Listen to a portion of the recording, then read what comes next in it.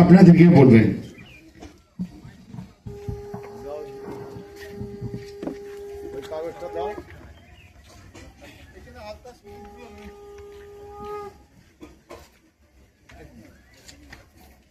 এখানে উপস্থিত হিন্দু ধর্মাবলম্বী সমস্ত গৌমাতার সেবকগণ, আপনারা একটু আগে শুনলেন কি কারণে এই কার্যালয়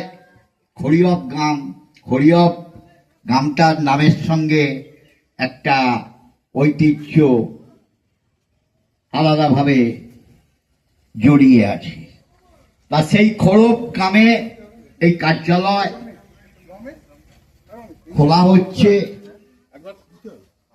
এবং তার কারণ বিভিন্ন বক্তা বলবেন। আমার হাতে এই মুহূর্তে মাইক্রোফোন তুলে দেয়া হয়েছে গোমাতা পূজন। আজ থেকে কিছু বছর আগে এই গ্রাম বাংলার বিভিন্ন বাড়িতে গরু পোষা হতো। বর্তমানে সংখ্যাটা খুব কম।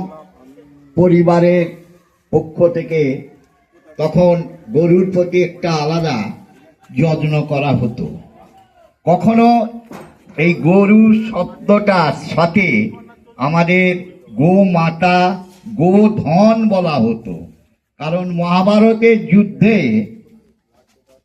7 লক্ষ ধেনু এরকম বর্ণনা পাওয়া যায়, যেটাকে লুট করার জন্যে দুর্যোধনের বাহিনী গিয়েছিল এবং সেখানে পাণ্ডবরা বনবাসকালে সেই রাজার গিয়ে ছিলেন, সেটা দুর্যোধন জানতেন না। বিফল মনোরথ হতে হলো, গোধন রক্ষা হলো। তো